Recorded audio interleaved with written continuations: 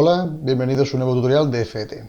En esta ocasión vamos a resolver un problema relacionado con los condensadores, donde aprenderá a calcular el campo eléctrico por aplicación del teorema de Gauss generalizado, el cálculo del vector de polarización y el cálculo de la densidad superficial de carga. Tres magnitudes que nos van a permitir constatar cómo funciona a nivel eléctrico el elemento que nos dan de estudio. Vamos a pasar al problema. Nos dice que se tiene una carga Q en el interior de una corteza esférica de material dieléctrico de permitividad relativa 6 y con radios RA y RB, teniendo en cuenta que RA es menor que RB. Y se pide primero que deduzcamos las expresiones del campo eléctrico en las regiones 1, 2 y 3 de la figura, es decir, dentro de esa corteza, en el interior de la corteza y en el campo exterior a ella, calcular en un segundo apartado los vectores de polarización en dichas regiones y por último hallar la densidad superficial de carga en los extremos de la corteza esférica. Esto lo vamos a calcular porque lógicamente la carga tiene que estar, debido a que se induce una carga por la cara interior y otra por la carga exterior, cada una con su signo correspondiente, tendremos que estudiarlo en los límites frontera entre la superficie 1, 2 y en la frontera entre 2 y 3, que es donde se va a crear ese efecto de reparto de la carga. Bien, pues vamos a plantear primero la expresión del campo eléctrico aplicando el teorema de Gauss.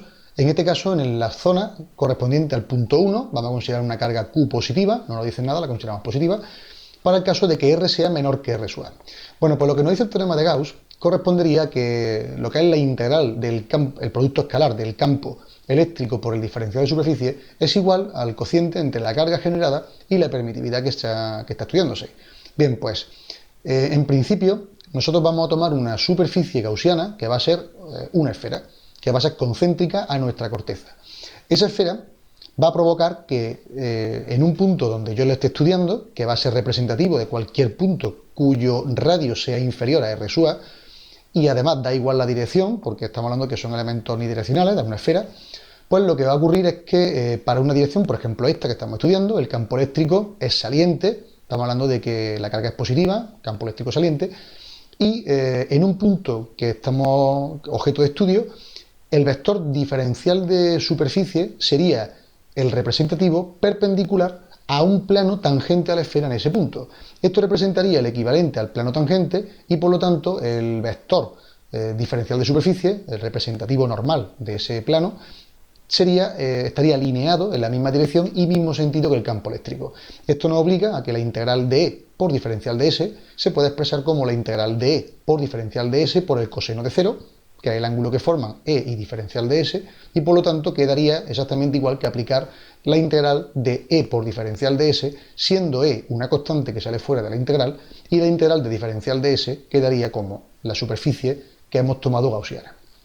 Bien, pues aplicándolo al caso que nos ocupa, tendríamos que despejando E nos quedaría Q partido por epsilon sub 0, Q porque es la carga que está generándose aquí, esta Q mayúscula es la que provoca el campo en ese momento, y S que estaría después de haber integrado diferencial de S pasaría al denominador multiplicándose con la permitividad, que en este caso, como no tenemos material y estamos hablando de que el aire hemos considerado que tiene una permitividad relativa de 1, pues quedaría permitividad absoluta o permitividad de vacío por la permitividad relativa, nos quedaría la permitividad de vacío.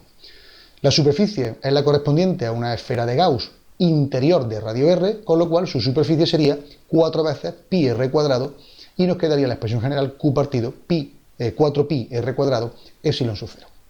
Bien, para el caso 2 tendríamos una circunferencia gaussiana que estaría entre las dos cortezas que estamos estudiando, entre RA y RB. Esa esfera que estamos estudiando volvería a tener una superficie 4pi r cuadrado, exactamente igual que antes. Tendríamos ahora que el plano que lo forma nos lo hemos trasladado hacia el exterior, pero sigue siendo un plano tangente en ese punto a la esfera y por lo tanto su vector representativo sigue compartiendo dirección y sentido con el campo eléctrico y por lo tanto todas las expresiones son válidas salvo el elemento de permitividad relativa, que ahora como nos encontramos inmersos dentro del material cuya permitividad es 6, que nos lo da como dato, ahora ese factor cambiará el resultado anterior del problema. ¿En qué medida lo afectará? Bueno, pues nos afecta en que ahora nosotros en vez de evaluar la epsilon sub 0 vamos a evaluar la permitividad absoluta. Y la absoluta sería el producto de la de vacío multiplicado por la relativa. Con lo cual nos quedaría 4pi r cuadrado epsilon sub 0 epsilon sub r, la carga generadora sigue siendo la única carga que existe, y por lo tanto nos quedaría Q partido por 24, sería 6 por 4, 24, pi r cuadrado epsilon sub 0. Para el caso de un punto que está en el exterior, punto 3, tendríamos que R es mayor que RB. Tendríamos que tomar una esfera concéntrica a la cara exterior mayor que la propia esfera que tenemos.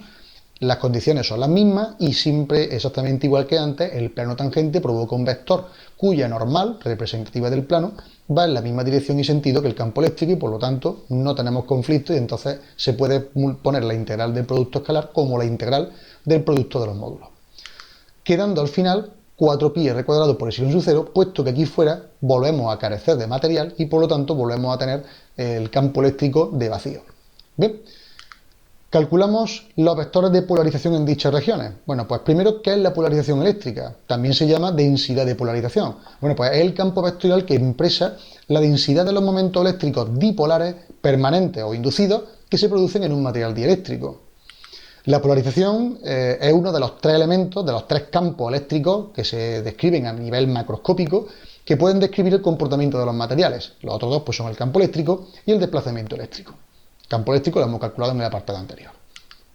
¿Qué relación existe entre los vectores de polarización y de campo? Bueno, pues la fórmula general sería esta. El vector polarización se puede expresar como el producto de una magnitud que vamos a llamar susceptibilidad magnética multiplicada por la permitividad, en este caso de vacío, si lo vamos a estudiar aquí, multiplicada por el campo eléctrico a nivel vectorial.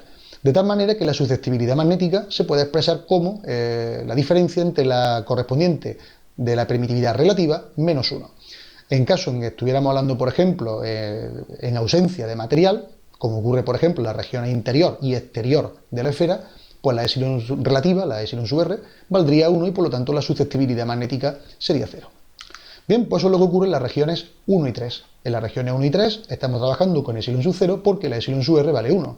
Si la epsilon sub r vale 1, obviamente la susceptibilidad sería 1 menos 1, 0 y por lo tanto el vector polarización pues no tendría sentido, no tendría valor. Bien, lo tenemos aquí reflejado y entonces el resultado final de esas dos regiones pues sería nulo. Para la región 2, bueno, pues la epsilon sub r hemos visto que vale 6, no lo da el dato de problema. Y aquí sí tendríamos una susceptibilidad magnética de cuantía 5. En este caso, sustituyendo, tendríamos 5 por epsilon sub 0 y el campo eléctrico sería el que hemos estudiado para el caso de la zona 2, donde se encuentra en medio de las dos cortezas interior y exterior. Y hemos dicho que, si recordáis, que valía Q partido 24 pi r cuadrado por epsilon sub 0.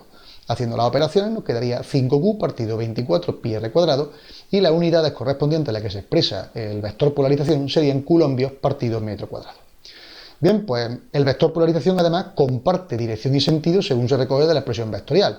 ¿Por qué? Pues porque estamos hablando de que el vector polarización está afectado de una constante que es un producto escalar entre una constante y el propio campo eléctrico, con lo cual como ninguno de los dos valores que aparecen aquí pueden ser 0, siempre va a estar alineado y con el mismo sentido que el campo eléctrico.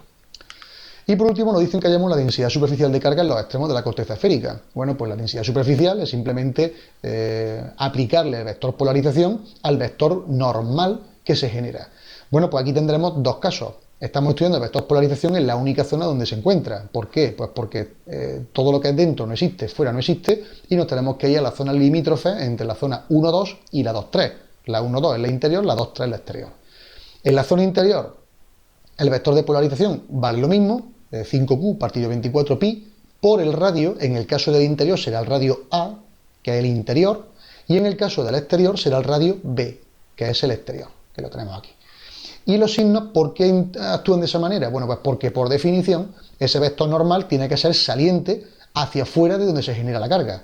Si yo tengo la carga repartida en la superficie interior, el plano será tangente en ese punto y el vector representativo será perpendicular, pero de las dos opciones que tiene, huirá de la carga. Con lo cual, si la carga está en este sentido, huirá hacia el centro. Entonces sería una carga interior negativa. Si estamos hablando de la parte exterior tiende a ir radial y hacia afuera.